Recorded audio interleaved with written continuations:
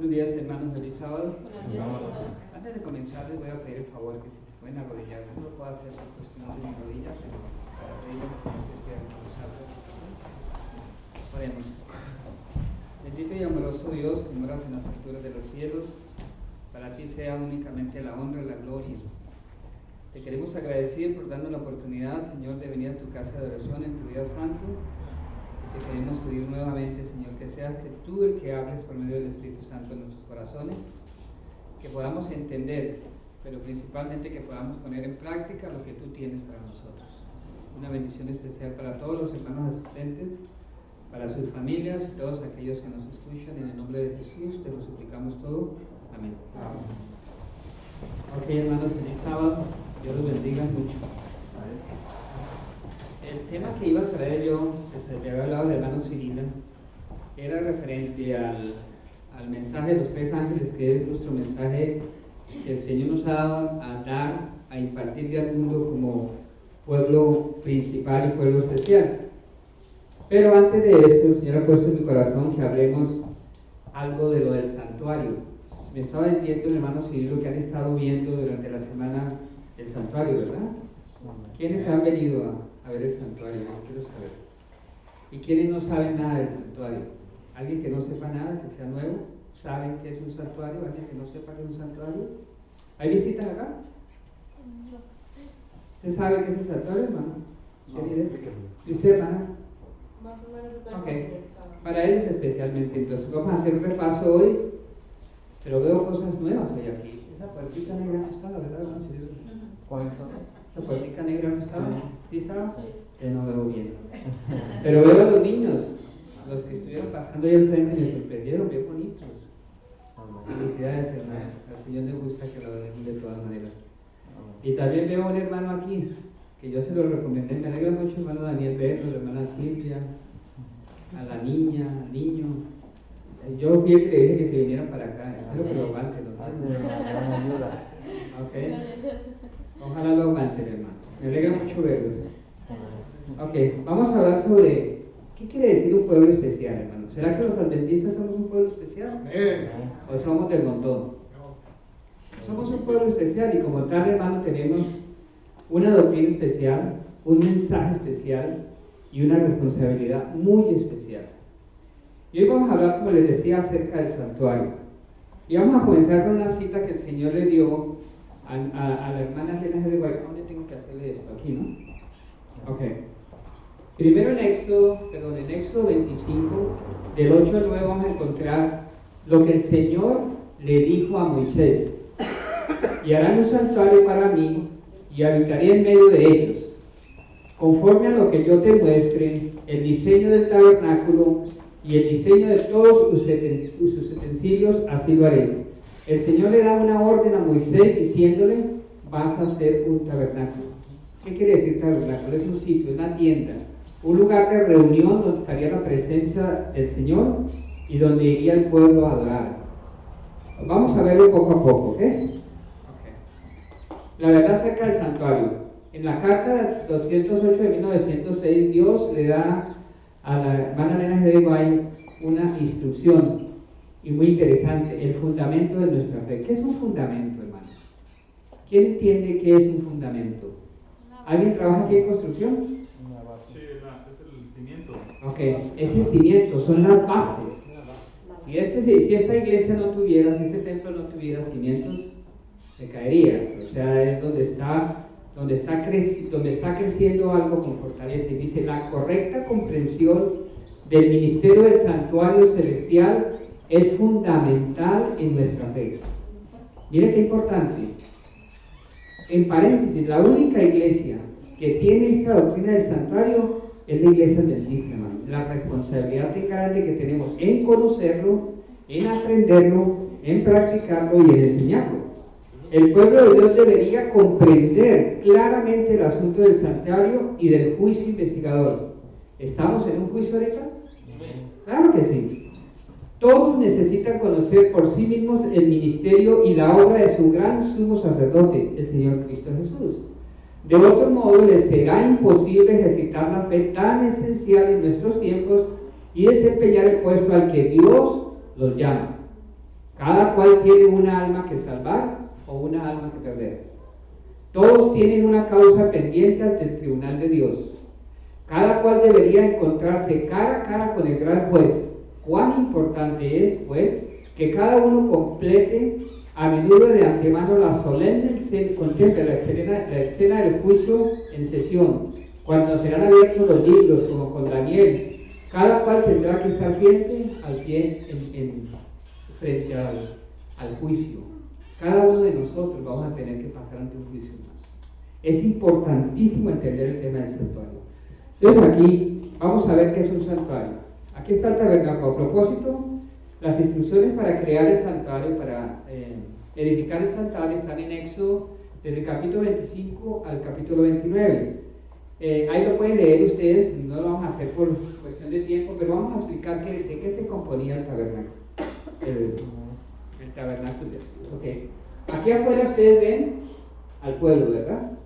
Estos son las tribus. El tabernáculo en sí es esto que está, pero las tribus, la parte de afuera, forman parte del tabernáculo. ¿Por qué? Habían 3 tribus por cada lado, por 1, por 2, por 3, por 4. O sea, en total, ¿cuántas tribus hay? 12 tribus, ¿verdad? Las 12 tribus de Israel. Este era el tabernáculo. Esta llama que vemos aquí es la manifestación de Dios dentro del santuario. Era la presencia, indicaba la presencia de un Dios santo dentro del santuario. Y poco a poco vamos a ir estableciendo de qué se componía este edificio. Okay. Esto que vemos aquí es el atrio. O sea, se hacían 2 sacrificios y se quemaba ofrenda para Dios. Disculpe que le dé la espalda, por favor. Aquí, apartamento, ahorita lo vamos a ver en otra foto. Está dividido en 2 partes, el lugar santo y el lugar santísimo. En el lugar santísimo era que se manifestaba la gloria de Dios. Aquí había un lavacro donde el sacerdote, después de hacer el sacrificio, entraba con la sangre a presentarla en el velo que dividía el lugar santo del lugar santísimo. Ok. ¿Qué representaba esto? El atrio. Ya les dije que era el atrio, el sitio donde está Este es el atrio. Todo esto que vemos acá, todo esto es el atrio, ¿ok? Donde están los sacrificios. Ahora, ¿qué representaba? Representaba la obra de Cristo en la tierra. Pero antes, ¿qué representaría esto, hermano? ¿Qué cree que representaría las tribus alrededor del santuario? Eso representa el ministerio de Cristo cuando estuvo en la tierra, que Él vivió una vida santa, sin pecado. Él vivió entre el pueblo, dejó los lugares celestiales para venir a habitar dentro de un pueblo lleno de pecado, pero Él nunca pecó. Eso nos quiere decir que si Él nos dio un ejemplo, lo mismo tenemos que hacer nosotros. No como alguien que dice por ahí, ¿no? Que vamos a seguir pecando hasta que Cristo venga. Eso es una vil mentira, hermano. Cuando Cristo venga, Él no puede ver pecado, Él no puede tener relación con el pecado. Tenemos que estar reflejando el carácter de Cristo en nuestra vida. Tenemos una obra difícil y bastante ardua que trabajar. No podemos, hermano, pero es Cristo en mí el que cumple esa labor. Ok, dice que representaba Juan en su primera epístola dice que Cristo vino mediante agua y sangre. En el atrio se representan estos 2 elementos y lo que estos anticipan. El agua, estoy hablando de la fuente, que además de representar la limpieza del pecado que Cristo nos ofrece, representa también el inicio del misterio terrenal de Jesús, como Mesías en el río Jordán cuando Él se bautizó. La sangre representa la consumación de su ministerio mesiánico en la cruz del Calvario al derramar su sangre por nosotros. Tanto la fuente de agua como el altar de los sacrificios se hallaban en el atrio. El atrio representa la obra del Mesías en la tierra, ambos muebles cubiertos de bronce. El bronce nos habla de la humanidad de Jesús. ¿Ok? ¿Cuáles son? ¿Cuál es de bronce? ¿Qué es lo que es de bronce? ¿Qué estaba cubierto de bronce? A ver si me siguen. ¿Qué era lo que estaba cubierto de bronce? El lavacro, donde se lavan las manos, y el altar del sacrificio. ¿Okay? Eso representa la humanidad de Cristo. Vamos a ir superficialmente porque esto es bien profundo. Cada cosita, los colores que tenían las carpas, todo tiene un significado tremendo, pero llevaríamos mucho tiempo. Yo quiero poner las bases de lo que es el santuario, de qué estaba compuesto, qué significa, porque después de esto yo por fe lo hago. Algún día me invitan y vamos a hablar sobre el mensaje de los 3 ángeles, la importancia tan grande que tiene que ver con esto. Hermanos, ¿sabe cuál es el problema que tienen las otras denominaciones? Es este, que no entienden esto. Porque hay denominaciones que no entienden que el Antiguo Testamento forma parte del mismo libro de la Biblia. Entonces sacan el Antiguo Testamento y sacan todas estas verdades preciosas que Cristo nos ha dejado y no podemos entender Daniel y Apocalipsis. Ese es el problema, porque si nosotros leemos la Biblia en Éxodo, no únicamente el santuario está en Éxodo, el santuario celestial lo encontramos en Apocalipsis. Cuando Cristo murió, resucitó y subió después de los 40 días al cielo, Él llegó al lugar santísimo del cielo. Nos lo muestra en Apocalipsis capítulo 4. Entonces dése cuenta que es un solo conjunto de cosas. No podríamos entender Apocalipsis si no entendemos el santuario. Esa es la ceguedad que hay en el pueblo afuera. Yo me encontré un muchacho de testigo de Jehová que vivía cerca antes donde vivía yo. Y usted sabe que ellos son muy trabajadores, hermanos, con la obra, independientemente de que tengan un mensaje que está equivocado, son muy trabajadores y son muy dedicados a la obra de Dios. Y me encontré un muchacho joven y muy decente, y me quiso dar un volantico, y yo se lo recibí y le dije, ahora recíbeme tú no a mí, y no me lo quiso recibir. Y dije, ¿por qué? Porque yo sí te recibo y tú no me recibes, es la misma palabra, es la palabra de la Biblia. Y comenzamos a hablar, era vecino mío, ya me había visto y yo también me había visto a él. El papá es un hombre serio, estricto, que casi me saluda, pero el muchacho es un muchacho amable. Entonces yo le dije, mira, te lo voy a recibir por educación, pero lo voy a leer también. Si no me recibes nada, yo solo te voy a recomendar algo, pero prométeme, a mí no, a Dios que lo vas a hacer. Entonces me dijo, ¿qué sería? Le dije que estudie Éxodo del 25 al 29 y me cuentes, o te cuentes a ti mismo qué significa el santuario. Y me dijo, ¿qué es eso? Le dije, arriba. Pasó el tiempo, como a los 2 meses me lo volví a encontrar otra vez, y me dijo, es increíble, yo todavía no puedo creer todo eso, ¿cómo no lo sabemos? Ahí hay gente, hermanos, que tiene corazón todavía dispuesto a aprender. Nosotros tenemos que aprender estas cosas, porque este es un tema que inclusive es fascinante para los niños. A los niños les gustan todas estas cosas, vemos fotos y mostramos la historia, lo que hizo el Señor Jesús, porque el santuario lo que nos representa a nosotros es el plan de salvación, los pasos de Cristo a través de dejarnos la marca para poder llegar nosotros al cielo. Así de sencillo es. Vamos a seguir entonces la división del santuario por dentro, del tabernáculo. Ok. Esta que vemos aquí en la entrada real al tabernáculo, ¿no? Divisiones del santuario. Este es el pan de la proposición. Vamos a hablar un poquito de los panes de la proposición, que tenían que haber 12 que representaban los 12 tribus de Israel. Aquí también está el candelabro de 7 brazos. Aquí está el altar del holocausto. Y esta cortina que viene aquí está cortado, ¿no? Pero esto venía hasta aquí, hasta el lado de acá, esto estaba cubierto. Y esta cortina era donde entraba 2 veces al día, en la mañana y en la tarde, el sacerdote, después de que hacían los sacrificios, entraba y goteaba, esparcía sobre este manto, sobre este gran velo, la sangre, porque recuerde que en el derramamiento de sangre no hay perdón de pecado.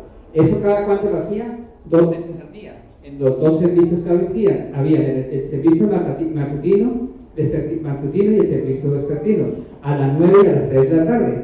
A propósito, Cristo, cuando murió, se rasgó este velo, y dice el libro de Mateo, ahora más tarde lo vamos a ver, se rasgó este velo, indicando que esos sacrificios de corderitos ya no eran necesarios. Ahora, ¿cuáles eran los sacrificios que hacían? En ese tiempo, Dios dijo, si no hay derramamiento de sangre, no hay perdón de pecado.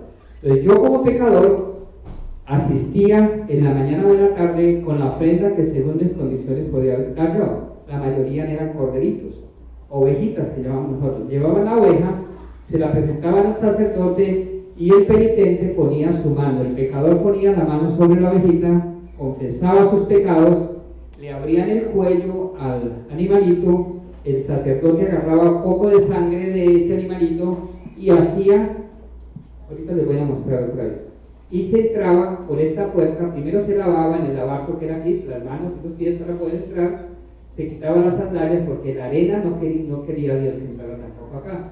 Entraba, pasaba por todo esto y se paraba enfrente del velo y esparcía la sangre 3 veces del penitente para que el pecado donde quedaba ya no estaba, ya no estaba en el animalito, la sangre significaba el perdón, ya no estaba en el pecador, pero había quedado ¿dónde?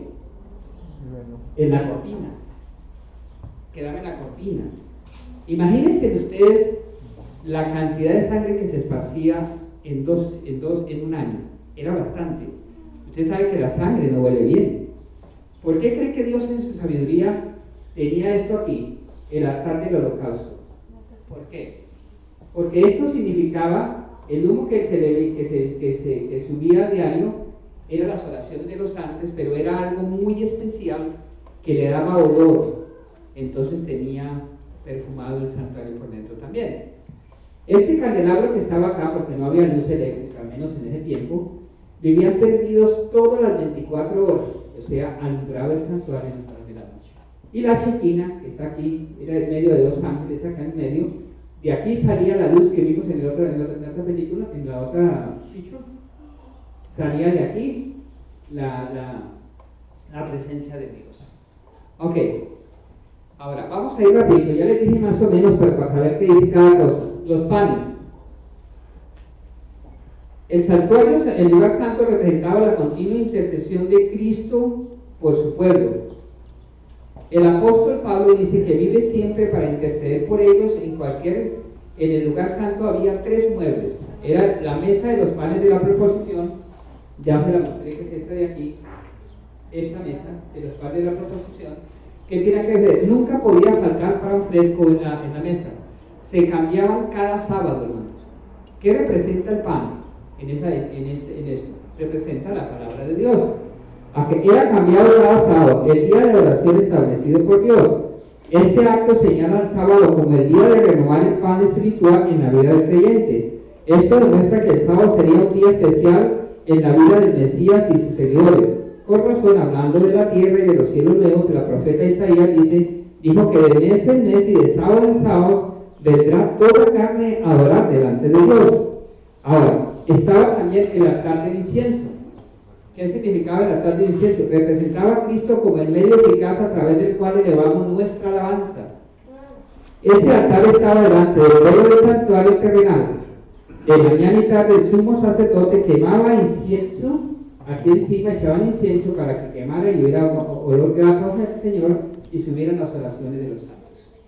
El candelabro de 7, aquí está el candelabro de 7 brazos, que era de un solo, o sea, era tallado en solo oro, pero no era por partes, era una sola base, era hecho de una sola pieza. Ese representaba, hecho de una sola pieza, 7 brazos con 7 lámparas, aceite puro de olivo era con que lo prendían, que significa el Espíritu Santo. Ahí lo vemos en Éxodo 25, del 31 al 37. Los judíos la llaman la memoria. Es símbolo de la palabra de Dios, alumbraba el tabernáculo en todo tiempo. Si tienen preguntas, pregúntenme, hermanos. Okay. Este es aquí vemos otra foto donde entraba el sumo sacerdote con la sangre para hacer la expiación por el pecado. O sea, acuérdense que esparcía la sangre 3 veces sobre el velo que separaba el lugar santo, que es separaba el lugar santo del lugar santísimo. Recuerden eso, el tabernáculo estaba compuesto de 2 partes, el lugar santo y lugar santísimo, donde había un solo mueble. Aquí habían 3. ¿Cuál es este? El de aquí atrás. La mesa de los panes. La mesa de los panes, este. Candelabro de oro. Candelabro y este. El necesario. El altar del incienso. Y aquí, ¿cómo se llamaba este? El arca del pacto. El arca del pacto. ¿Ok? ¿Estamos ahí? ¿Más o menos entendemos un poquito? Amén. ¿Estamos bien? Amén. Ok, aquí tengo otra foto que habla también cuando está esparciendo el sacerdote la sangre sobre el santuario. Aquí se ve un poquito mejor cuando están quemando incienso. Aquí está el candelabro, los panes, aquí está el altar del incienso y aquí está subiendo el humo para olor grato para Dios, que significa las oraciones que suben al Señor. ¿Okay? Y en esta de aquí, que vamos a detenernos un poquito en esta, es sumamente importante porque eso el sacerdote no tenía que entrar cada día ahí. ¿Cada cuánto entraba al lugar santísimo? ¿Cada cuánto? Es bien importante que sepamos eso. Entraba cada año, únicamente una vez al año entraba, no el sacerdote, sino ¿quién? Sumo sacerdote. El sumo sacerdote. Y aquí comienzan a ponerse las cosas un poquitico para pensarlas mejor. Ok, ahora, como el sacerdote entraba únicamente una vez al año aquí, vamos a hablar, eso se llamaba el día de expiación. ¿Qué quiere decir día de expiación? El día que el sacerdote entraba al lugar santísimo era para expiar el pecado. ¿Qué quería decir eso? Era para limpiar. Recuerda que esto estaba, este estaría lleno de sangre de todo el tiempo que entraba en la mañana y en la tarde a buscar el perdón de los pecados, ¿verdad?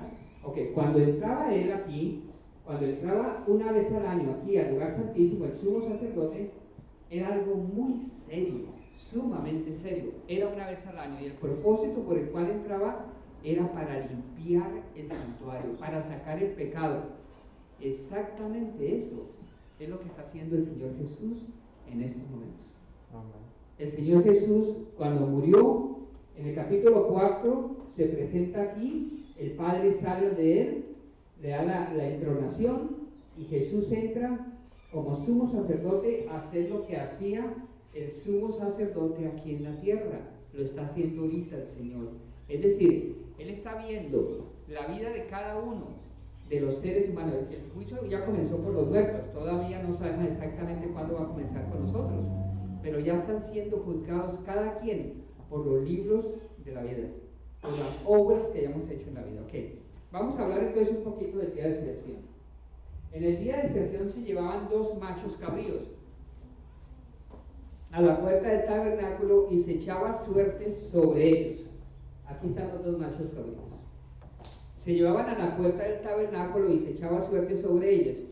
Una suerte para Jehová y la otra suerte para Azazel. Azazel representa ¿a quién? A Satanás, Señor. El macho cabrío sobre el cual caía la primera suerte debía matarse como ofrenda por el pecado del pueblo, y el sacerdote debía llevar la sangre dentro del velo y rociarla en el propiciatorio. Ok, esto es lo que hacía él. Ok, habían 2, ¿verdad? Echaban suertes. Uno era para sacrificarlo por todo el pueblo y por el mismo sumo sacerdote por revisión de pecados. El sumo sacerdote no podía entrar dentro del lugar santísimo si tenía pecado. Y esto era muy serio, hermano. En ese día, usted ve al pueblo, ¿cómo lo ve? Mira el pueblo cómo está. El pueblo estaba orando, estaba clamando, estaba rogando para que sus pecados pudieran ser sacados del lugar donde habían sido metidos el día que hicieron la confesión del pecado. Eso significa lo que está pasando en este momento. Nosotros, hermanos, deberíamos de estar así, como están ellos, clamando, pidiendo clemencia al Señor y perdón, porque en cualquier momento mi caso puede estar pasando ante el tribunal de Dios. Eso es lo que significaba en el santuario celestial. Entonces ellos estaban clamando y orando. Como habían 2, uno lo sacrificaban, ponían todos los pecados del pueblo, sobre este lo sacrificaban, y el sumo sacerdote volvía y entraba. Era la sangre que entraba una vez al año, eran de machos cabríos, eran un animal especial. ¿Ok? Aquí está el sacerdote esparciendo la sangre, ya no sobre, ¿qué lo hacía antes? ¿Sobre qué lo hacía? Sobre el velo. Ahora ya entró al lugar santísimo y está esparciendo la sangre en el propiciatorio. Esto que se ve aquí se llama propiciatorio, y encima tiene 2 ángeles que tocan sus alas y están reverentes mirando hacia adentro del propiciatorio. Aquí en este pedazo de aquí se manifestaba la gloria de Jehová, es decir, aquí había la presencia de Dios en forma como de una llamarada. El sacerdote se acercaba. Ahora, el sacerdote hacía algo bien importante antes de entrar. Primero se tenía que lavar. Segundo, se quitaba sus ropas y se vestía con sus ropas sumos sacerdotales. Eso me tiene que hablar a mí algo, hermano. Eso lo vamos a ver después en el mensaje de los 3 ángeles. ¿Por qué el sumo sacerdote se cambiaba para entrar a la presencia de Dios? Hay una cita de Elena G. que Dios le da a Elena G. de White, donde nos habla de cómo tenemos que presentarnos nosotros ante el Señor. Aquellos, por eso me alegré tanto cuando vi los niños como los vi hoy, porque había estado estudiando el tema. Cómo nos vestimos, cómo nos presentamos ante Dios, especialmente los que estamos aquí, en el lugar santo, en el lugar de la plataforma. Eso significa eso. Aparte de eso, el sumo sacerdote tenía un traje especial que estaba alrededor de la parte de abajo del sumo sacerdote tenía campanitas. A medida que él iba caminando, sonaba y el pueblo lo seguía. Y habían oportunidades en que ya no sonaba. ¿Qué quería? ¿Qué pasaba? Que algo había pasado con el sumo sacerdote. Lo sacaban por debajo de la tienda porque el que no estuviera perdonado del pueblo o del sumo sacerdote era muerto en el momento ante la presencia de Dios. Miren qué serio era eso. Si yo hubiera habitado en la época antigua y no hubiera estado orando y convencido de que Dios me perdona mis pecados, yo caería muerto ese mismo día. Era algo muy serio. Dios tiene misericordia con nosotros ahorita, hermanos, porque a veces con pecados, con problemas venimos a alabarlo a Él, cuando deberíamos de dejar de una vez el pecado. Eso significa todo eso que está diciendo el estudio de esta mañana. Aquí está, en la purificación del santuario, otra vista más. El sumo sacerdote tenía su traje especial, que tenía 12 perlas. Eso está bien bonito, 12 piedras preciosas, que es bien bonito estudiar también todo lo que. Por eso le digo, aquí vamos generalmente, pero cada detallito que hay vale la pena estudiarlo. Qué bueno que lo están haciendo en la semana para que puedan conocer de qué se trata esto. Aquí está el arca del pacto. Y dentro del arca del pacto había algo bien importante que nos tiene que llamar la atención a nosotros mucho. ¿Qué era lo que había en el arca del pacto? O sea, el Señor Jesús en este momento tomó el lugar del sumo sacerdote, que él es nuestro sumo sacerdote, y está parado enfrente de esta arca y está haciendo la limpieza del santuario. Pero miren lo que hay acá adentro. Está un maná, una jarrita con el maná del cielo. ¿Qué nos hablará eso del maná? ¿Por qué está hablando de eso del maná? Donde el Señor está predicando. Hermanos, eso tiene que ver con un mensaje muy especial de nosotros, que es la Reforma Pro Salud. ¿Qué comemos? ¿Cómo está nuestro cuerpo a raíz de la alimentación que estamos comiendo, que estamos poniendo dentro de él? Este es un mensaje muy importante. Está la vara de Aarón que reverdeció. ¿Qué quiere decir eso? Que nosotros tenemos que dar frutos o sea, nosotros tenemos que hacer un cambio en nuestra vida. De aquel pecado que hemos tenido, de lo malo que hemos sido, tenemos que dar frutos para vida eterna. Es una de las razones de eso. Y el otro que está es la tabla de los 10 mandamientos. ¿Cómo dicen iglesias que ya están derogados los 10 mandamientos? Cuando el Señor está en este momento intercediendo por el mundo, enfrente de ellos. Eso quiere decir que los 10 mandamientos están vigentes todavía, y el sábado santo también está vigente todavía. ¿Estamos claros hasta ahí? Okay. Aquí hay unas noticas referente a lo que pasaba. Todo hombre debía conquistar su alma mientras se verificaba la hora de expiación. Todos los negocios se suspendían y toda la congregación de Israel pasaba el día en solemne humillación delante de Dios, en oración, ayuno y profundo análisis de corazón. Entonces, en su carácter de mediador, el sacerdote tomaba los pecados de sí mismo y, saliendo del santuario, llevaba sobre sí la carga de la culpa de Israel. Él entraba, tiraba la sangre del macho cabrío, de uno de los que mataron, porque todavía hay uno afuera, ¿verdad? Todavía hay uno afuera. Entonces, a la puerta del tabernáculo ponía sus manos, a la puerta del tabernáculo ponía las manos sobre el macho cabrío, símbolo de Azazel. Azazel quiere decir símbolo de Satanás. Ese macho cabrío representaba a Satanás. Y confesaba sobre él todas las iniquidades de los hijos de Israel, todas las rebeliones y todos sus pecados, poniéndolos sobre la cabeza del macho cabrío. Y cuando el macho cabrío que llevaba los pecados era conducido al desierto, se consideraba que con él se alejaban para siempre del pueblo. Tal era el servicio verificado como figura y sombra de las cosas celestiales. Esto que estaba haciendo el sumo sacerdote era precisamente lo que está haciendo Dios. Está limpiando el santuario celestial, porque todos nuestros pecados, cuando los confesamos, ¿dónde quedan? Suben allá. No los borran, quedan allá, como prueba de que somos pecadores.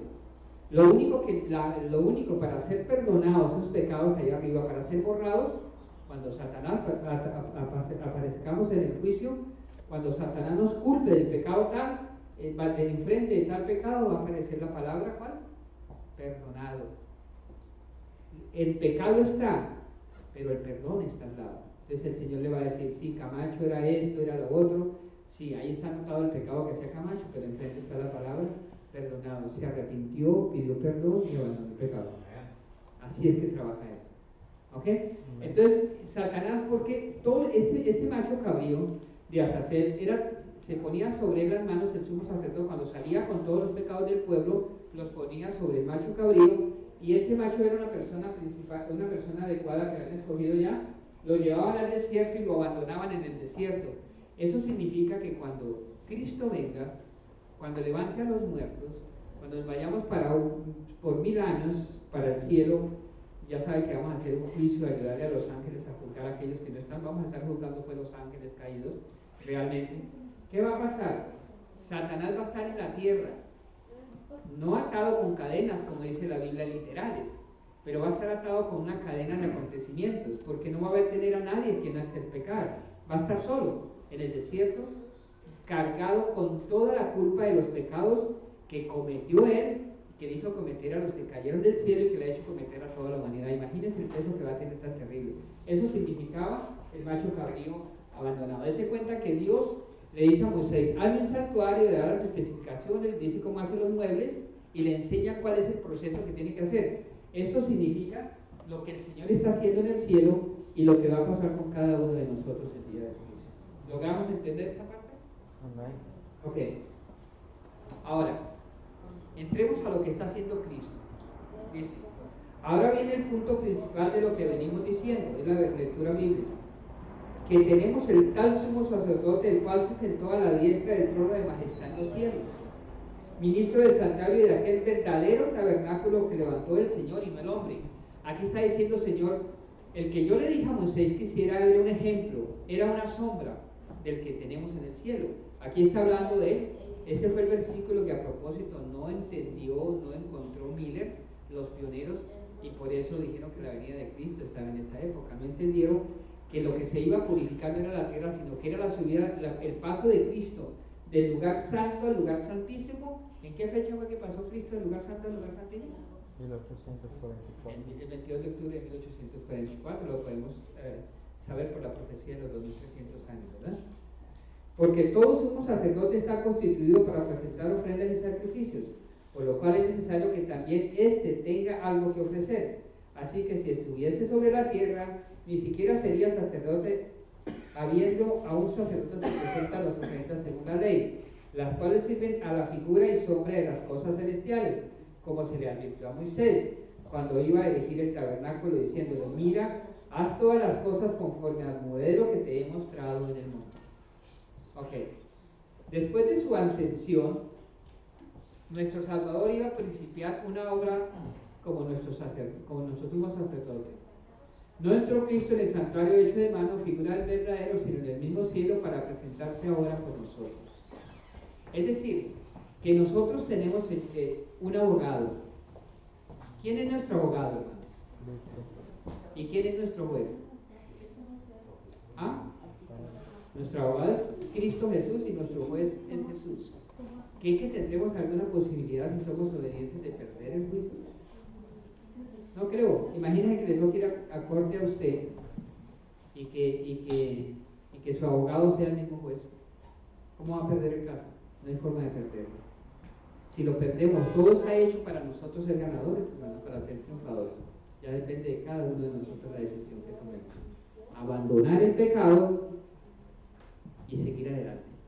Esto estamos en las últimas horas de este mundo. A ver, como Cristo después de su ascensión compareció ante la presencia de Dios para ofrecer su sangre en beneficio de los creyentes arrepentidos, así en el servicio diario el sacerdote rociaba la sangre del sacrificio en el lugar santo en favor de los pecadores. El sacerdote lo hacía así sobre el velo. De la misma manera Cristo presenta su sangre por todos nosotros para remisión de pecados. Ok. En el gran día del juicio final, los muertos han de ser juzgados por las cosas que están escritas en los libros según sus obras. Apocalipsis 22, es decir, que los ángeles, hay un ángel anotador que va anotando todo lo que yo haga, sea bueno, sea malo. Aquellos pecaditos que tenemos escondidos, que no los conocemos sino nosotros, el que escudriña los corazones, sabe lo que estamos haciendo. Podemos hacerlo escondida de nuestra mujer, de nuestros hijos, de todo el mundo, pero el Señor mira nuestro corazón y Él le dicta al ángel anotador todo aquello. ¿Qué podemos hacer, hermanos? De Dios no nos podemos esconder. Es ser sinceros, confesar nuestro pecado y pedirle a Dios que nos ayude a abandonar aquellas cosas que hacemos que no le agradan al Señor. La obra de Cristo en favor de la redención del hombre y la purificación del pecado del universo se concluirá quitando el pecado del santuario celestial y colocando sobre Satanás, quien sufrirá el castigo final. Eso es lo que representaba anteriormente. Recuerda que dijimos que el macho cabrío de Azazel se llevaba todos los pecados que llegaban al desierto. De la misma manera, todos los pecados que hayan sido confesados estén en el santuario celestial van a ser puestos sobre Satanás. Ahora, es algo muy importante que tenemos que tener en cuenta, hermano. Si no está el pecado en el santuario, quiero que alguien me conteste esta pregunta. Si no está el pecado en el santuario confesado allá, escrito, ¿dónde está? ¿Cómo? Exacto, hermano. Si no está escrito allá, porque lo hemos confesado y está escrito allá, entonces lo tengo todavía yo. Y cuando venga Cristo y yo esté en pecado, no crean, hermano, que la voy a hacer. Mi pecado tiene que estar confesado y por fe estar escrito allá, y tiene que tener enfrente la palabra perdonado. Estamos en el tiempo de expiación, estamos literalmente en el tiempo de expiación. En cualquier momento va a aparecer Cristo, hermano, por sus hijos. Es bien importante que prestemos atención, hermano, y si estamos jugando a ser cristianos y tenemos pecado, es mejor que nos arrepintamos y los confesemos, porque si no están confesados allá, están en mí, y no lo voy a hacer. Eso, hermano, de que como dicen por ahí, que el que peca y reza empata, eso para Dios no es. El que peca, peca, y el pecado es muerte. Suena feo, pero es la verdad.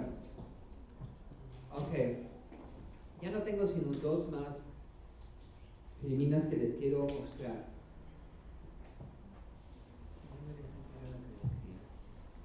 Okay. Aquí hay algo bien importante que está haciendo Satanás en este tiempo, hermanos. Satanás en Apocalipsis 12, en Apocalipsis 17, 17, dice que Satanás, cuando fue expulsado del cielo, se llenó de ira con alguien especial. Dice que él se llenó de ira con una mujer que guarda los mandamientos de Dios y tiene el testimonio de Jesucristo. Y Apocalipsis 12, 19 me dice que el testimonio de Jesucristo es el espíritu de la profecía. Y quiero que tengan en cuenta, si no entendieron nada del sermón, tengan en cuenta esto que les voy a decir. Satanás no tiene una lucha casada con todas las denominaciones que hay en el mundo. No. Según la Biblia, Apocalipsis 12 dice que él tiene una lucha casada únicamente con una iglesia. Y dice que es la iglesia que guarda los mandamientos de Dios, que su fundamento, o sea, su base, su fundación, está sobre los 10 mandamientos, pero que tiene el espíritu de profecía en su medio. Ok, ¿qué quiere decir eso? Que la iglesia que Satanás tiene aquí entre ojo y ojo es la iglesia que profesa los 10 mandamientos, que hay que guardarlos, que hay que promoverlos y que hay que cumplirlos.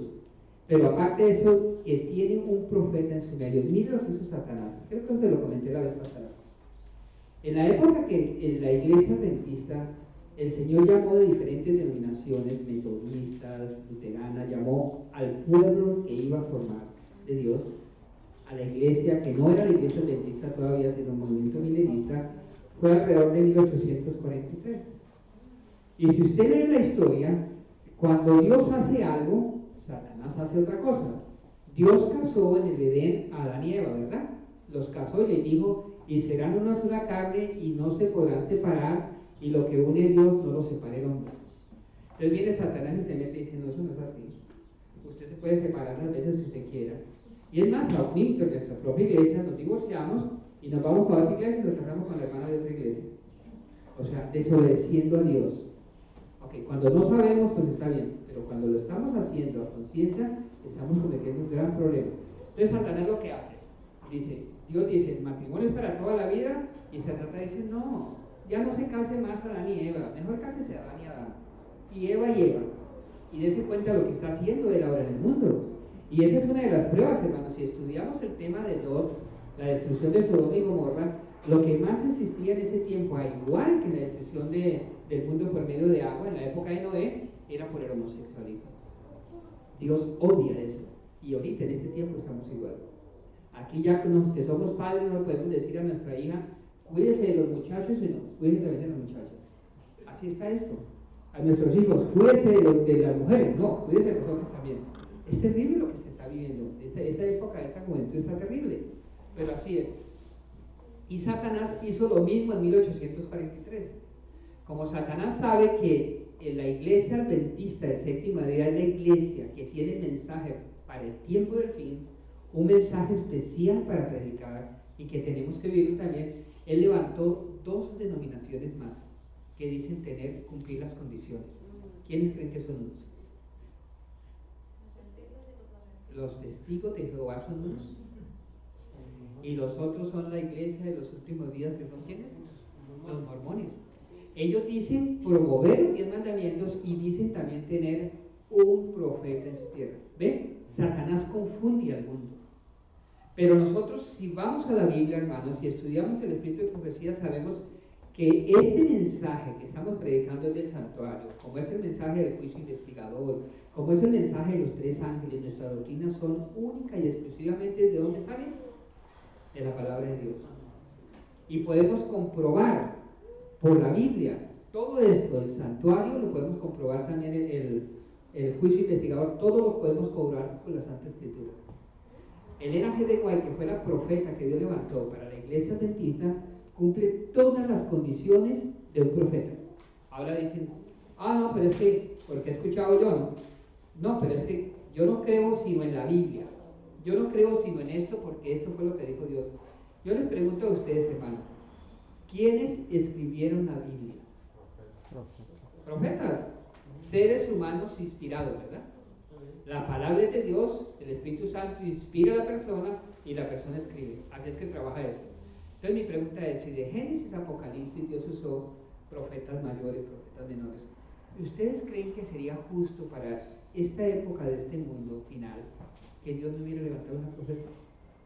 Siempre los profetas han sido levantados para demostrarle al pueblo de Dios, para enseñarle al pueblo de Dios en qué anda torcido y que se enderece. Siempre ha sido. En el tiempo del fin, Dios levantó esta obra maravillosa del Espíritu de Profecía para que nosotros los adventistas que decimos tener flojera y que no entendemos esto, nos lo daban en un idioma más claro, más entendible y más específico en el Espíritu de Profecía. ¿Y qué estamos haciendo? Cuando vemos un libro rojito y leemos que nos toca algo a nosotros de nuestro comportamiento, no, eso no me gusta, eso no.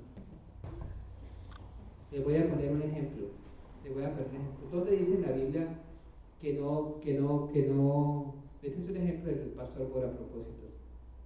Él dice que ¿dónde dice en la Biblia que no matarás rápido o despacito? ¿Dónde dice en la Biblia eso? En ningún lado. ¿En ningún lado? Entonces le dice, bueno, ¿y cómo lo mata rápido? Un balazo, eso es morir. Pero ¿qué pasa con la gente que fuma? No dice no fumarás. ¿Dónde está el mandamiento no fumarás? ¿Dónde dice el mandamiento no tomarás? Pero lo dice el Espíritu, lo dice bien claro.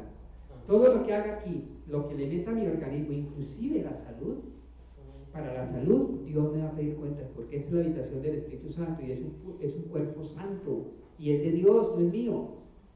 Por eso cuando vamos al lugar santísimo y vemos que el Señor está ahorita intercediendo por nosotros enfrente de la Shekinah, donde hay un mueble que tiene los mandamientos, la vara de Aarón que reverdeció y el maná, eso me tiene que poner a pensar a mí, hermanos. Si yo no estoy cumpliendo con esas condiciones, hermano, estoy mal. ¿Cómo es, hermano, que adventistas del séptimo día, con años en la iglesia, se están muriendo de cáncer? Adventistas del séptimo día con diabetes, con colesterol alto, cuando somos los promotores de la salud. Y es más triste todavía ahorita, con esta pandemia tan terrible que estamos y los adventistas debajo de la cama. Nos encerraron igual que a todos. Entonces, ¿cuál es el pueblo especial? ¿Cuál es el pueblo especial? Me pregunto yo me meto ahí. ¿Dónde está el pueblo especial que debe salir a decirle al mundo que no se ponga la vacuna? Que la solución está no en la vacuna. La vacuna, el coronavirus le da a donde depende donde caiga el virus. Si es un cuerpo bien sano, bien cuidado, no lo toca. O lo toca y sigue derecho como una gripa cualquiera. ¿Por qué está pasando eso? Porque este mundo debería de conocer que la reforma pro salud, el cuidado de nuestra alimentación, consumir lo que el organismo necesita, es sumamente importante para tener una buena salud. Es como un carro. Cuando usted compra un carro en un dealer, ¿cuándo compró su carro, hermano? Lo primero que abrió aquí en la gavetera, que llama guantera, ¿qué había? Un manual, exacto. ¿Y qué le dice el manual? Échele gasolina leve, póngale aceite 20 no sé qué, póngale agua tal, conténgalo con antifricio. Pero usted, como no le da pereza, entonces anda con ese carro, échele para ahí, arriba y para abajo. Y de un momento a otro, ¡pah! ¿Qué le pasó al carro? Pues se le quemó el motor. Así le pasó a mi hijo. Le quemó el motor porque él piensa que nunca se le echa aceite a los carros. Y dijo, papi, mi carro está sonando feo, sí, ya le dañó el motor. Y así fue. De la misma manera en Éxodo 1:26, el Señor le dijo al ser humano, hizo a Adán y Eva con sus propias manos, y le dijo, hijos, su alimentación es en base a todas las semillas que hay en los árboles y frutas. Pero como no nos gustó, entonces comenzamos a hacerle daño a los animales. Él permitió que se comieran animales un tiempo, pues la época, acuérdense que el diluvio, que no había plantas, pero eso era provisional, hermano. Pervertimos nuestro organismo, nuestro paladar, y a raíz de pervertir el paladar, comemos cualquier cosa. Y eso nos da problemas en la salud. Y lo más grave, como les decía la vez pasada, no es tanto que nos veamos así como el hermano Camacho, panzones. No es eso. El problema, ¿sabe cuál es grave? Que el estómago tiene neuronas que se comunican con las neuronas de mi cerebro. ¿Por qué cree que Dios en su sabiduría nos puso el estómago en la mitad del cuerpo? Tiene que tener alguna importancia, hermanos. Lo que está pasando es que como yo estoy comiendo carnes, pollo, pescado, marrano, lo que se le llame. Bueno, imagínense, llamen marrano, cochino, cerdo, puerco, imagínense, como le dicen al pobre, y sin embargo, y dicen, ay, es que es tan rica la chuleta de cerdo. Hermanos, porque tenemos el apetito pervertido.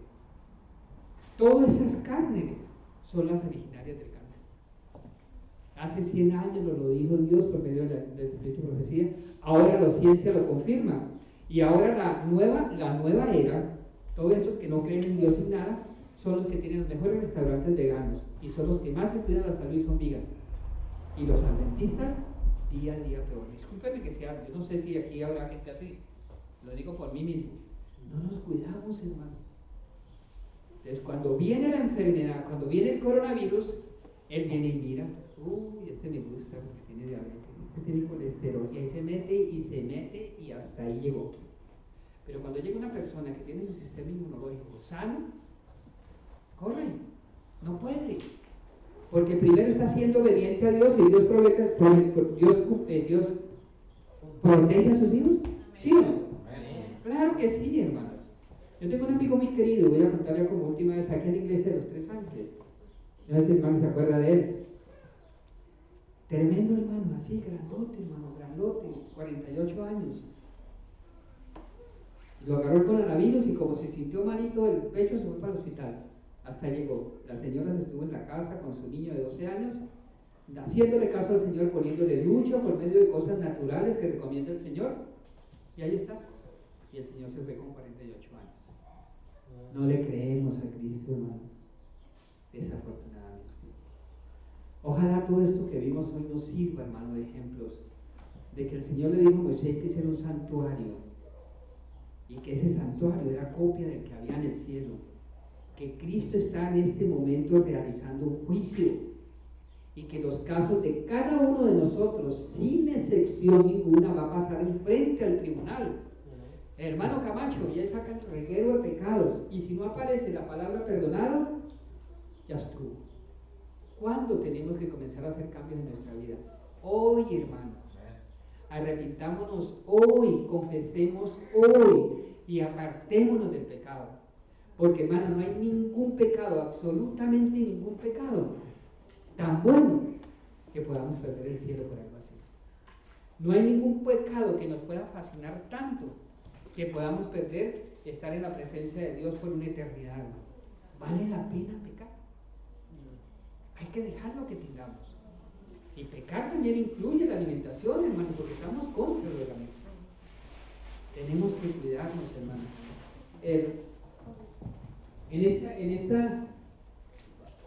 Quiero leer este último pedacito aquí. Mire lo que está haciendo Satanás ahora. Satanás está luchando continuamente para sugerir suposiciones fantásticas con respecto al santuario, degradando las maravillosas imágenes de Dios y el ministerio de Cristo por nuestra salvación, a fin de convertirlas en algo que cuadre con la mente carnal. Eso del santuario fue allá para la época del Éxodo, eso no tiene nada que ver con nosotros, eso es mentira, eso es lo que está haciendo. Quita de los corazones de los creyentes el poder director de las imágenes divinas y los suple con teorías fantásticas inventadas para anular las verdades de expiación y para destruir nuestra confianza en las doctrinas que hemos considerado sagradas desde que fue dado por primera vez el mensaje del tercer ángel. Así quisiera él despojarnos de nuestra fe en el mismo mensaje que nos ha convertido en un pueblo separado y que ha dado carácter y poder a nuestra obra. Satanás lo está logrando.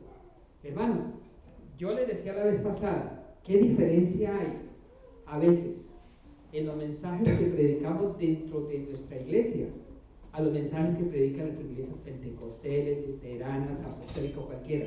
¿Qué mensajes hay? Casi no hay diferencia. ¿Sabe por qué? Porque Satanás es un astuto y con su bisturí ha estado moldeando para sacarnos a nosotros de lo que quiere el Señor que estemos. Nosotros dijimos que somos diferentes, lo dijimos al comienzo, pues tenemos que ser diferentes. Nuestras predicaciones tienen que ser basadas, hermano, en la verdad presente. Temas como el zarandeo. ¿Quién sabe que estamos en un zarandeo terrible en este momento? Temas como el domingo, como la bestia, como decir quién es la bestia, quién es la... Pero todos esos temas tenemos que decir. ¿Cuántos se dicen, hermano? Yo voy a mi iglesia, hermano, y disculpen, no es que esté criticando, y a otras iglesias, pero a veces sale uno peor de lo que nosotros. Porque no entendemos que nuestro mensaje es un mensaje que tiene que ser claro.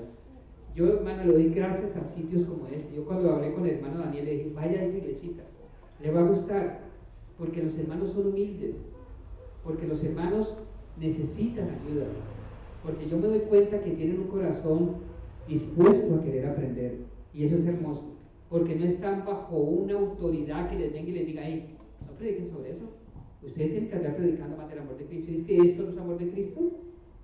El saber que estamos en un juicio investigador y que vamos a ser condenados no es el amor de Cristo, hablándonos para un cambio de nuestras vidas. Tenemos que seguir predicando lo que el Señor quiere, hermano. Mire, estas bancas, yo le aseguro por fe, hermanos, que si ustedes predican lo que tiene que predicar la iglesia, no van a ser suficientes. Hay una iglesia, ustedes saben de qué hablo. Ustedes saben de que tiene 28 iglesias ya, hermanos. ¿Qué es lo que ha llevado a toda esa gente a esa iglesia? ¿Qué es lo que lo ha llevado? El mensaje, hermanos. Lo que el Señor quiere que digamos, donde estemos predicando y haciendo obedientes a lo que el Señor quiere que se predique, el Señor va a traer gente, porque hay una cita que dice que Dios no permite que vengan visitas a nuestras iglesias por el estado laodicense en que estamos los miembros, los ancianos, primer anciano, pastor, laicos, todos, en un desorden de vida espiritual, y Dios dice, no, allá no me entren porque se me van a salir peor, quédense mejor afuera. Imagínense lo que piensa Dios. Es cuando nosotros nos dediquemos a predicar la verdad presente y a vivirla, a comer, a vestir, a hablar y a predicar la verdad, el Señor va a derramar bendiciones sobre esta iglesia, muchas, hermanos, muchas. Amén. Se lo digo por fe. Vamos a leer esta última parte.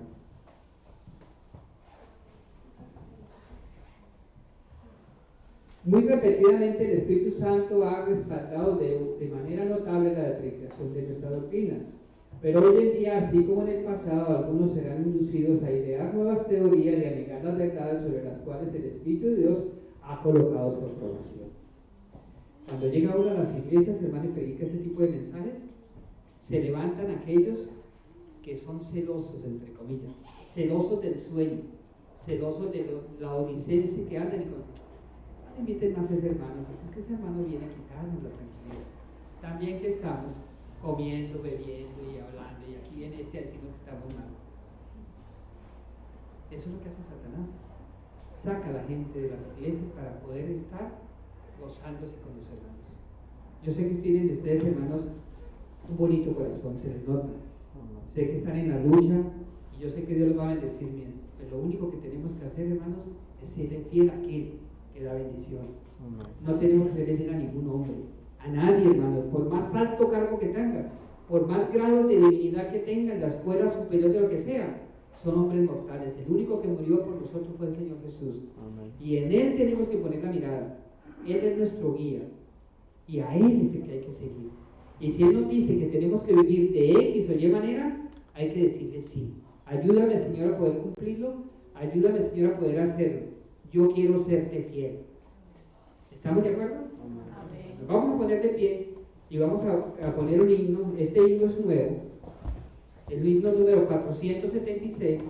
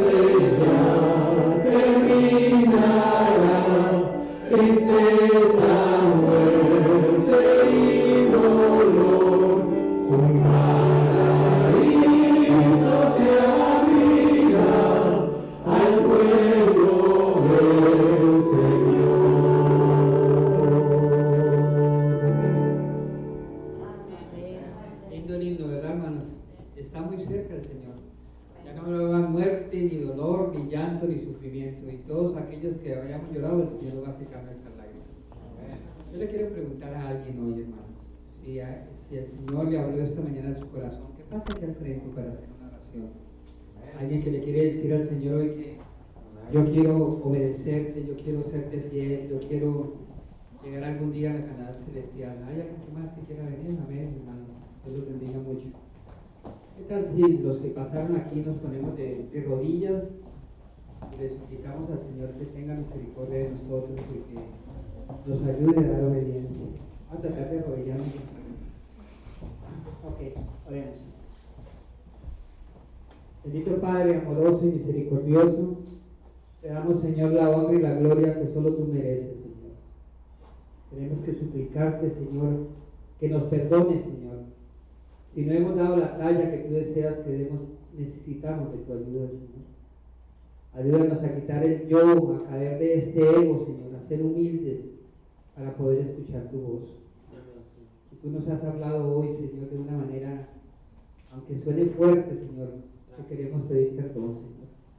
Perdón porque a lo mejor no cuidamos nuestra salud, Señor, porque no nos interesa tanto nuestra vida espiritual, porque a lo mejor nos levantamos y a primera hora no vamos de rodillas a darte gracias, a orar, a estudiar tu palabra, te suplicamos tu ayuda. No podemos solos, Señor. Nos gusta el mundo, Señor. Nos gusta el pecado. Nos gusta, Señor, acariciar las cosas. El apóstol Pablo decía que hago las cosas que no quiero hacer, esas hago, Señor.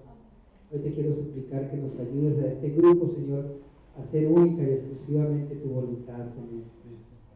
Que pueda crucificar el yo, Señor. Que mis apetitos, que mis inclinaciones, que si la televisión, el deporte, el juego, no sé, nos está quitando la vista del cielo. Por favor, Señor, ayúdanos. Te quiero suplicar por todas estas familias representadas, por estas personas que están aquí de rodillas, Señor. Si hay necesidad, bendito Salvador, si no hay trabajo, si hay enfermedad, si se han perdido seres queridos, que miremos al cielo, que pidamos ayuda para poder hacer algo por alguien, Señor. Tanto sufrimiento, no más aquí en la esquina de la iglesia, gente sin dónde vivir, gente con hambre, Señor, y a veces no nos importa. Por favor, cambia nuestro corazón y permite que el capítulo 58 de Isaías nos ponga en nuestra mente el deseo de leerlo y ponerlo en práctica, Señor. Tú quieres eso, un cristianismo práctico, hacer algo por alguien, porque tú has hecho mucho por nosotros, Señor. Te queremos pedir una bendición especial por los alimentos que has proveído, Señor. Gracias, Señor, te lo agradecemos inmensamente. Permite que esos alimentos nutran nuestro organismo, pero que también provea a aquellos que no han comido hoy, Señor, los ancianos, los niños, los desamparados alrededor del mundo, incluidas nuestras familias. Quédate con nosotros el resto del día y permite, Señor, que este mensaje quede grabado en nuestra mente y que lo poco que hayamos aprendido lo podamos poner por práctica en nuestra vida, que podamos hacer aquel pueblo especial, ejemplo para aquel mundo que perece. Todo esto te lo pedimos sin merecer nada, te lo pedimos todo en el nombre que es sobre todo nombre, en el nombre de tu bendito Hijo amado Cristo Jesús. Amén. Amén.